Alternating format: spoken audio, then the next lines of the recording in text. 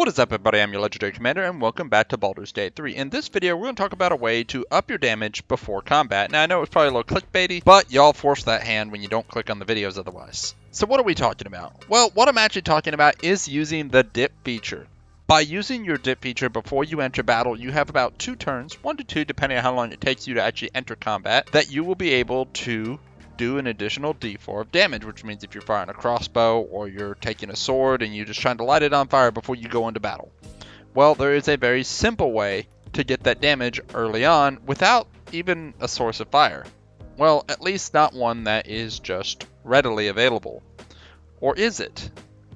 If you go into your inventory and have a candle, you can drop that candle on the ground and then use that by lighting it, all within an actual combat turn, taking no action, and then once it is lit, you burn your bonus action, particularly if you're not in combat, it's pretty much free, and you light your blade on fire. This will add a d4 and then you're good.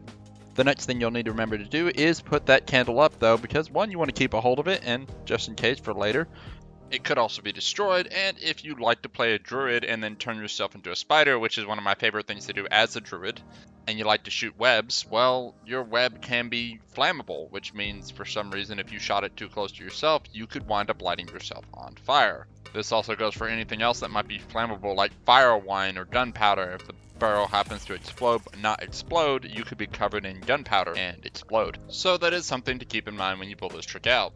Now, there are some neat combinations to use the dip feature with, and one of those would definitely be using it with someone like Astorion, being he is a rogue and gets extra stealth damage. Now you can add an additional d4 to that stealth damage.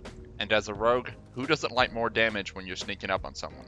And while a little less common, let's just say you didn't have your wizard or your anybody who could really throw a firebolt. They're down or whatever, and you had a druid who was spitting webs everywhere. Because they were a spider. Well, you could use Astorion to dip that thing in there and then light that webbing on fire, and everybody in that web is going to start taking fire damage. Not only are they going to take fire damage when they first get burned, but they're going to take fire damage for every turn that it's all burning. So, something to think about. But with that all said, that is going to be it for this video. I hope you all enjoyed. If you did, hit that like button. Don't forget to subscribe. Make sure to tell your friends. But y'all take care. And I'll catch you next time.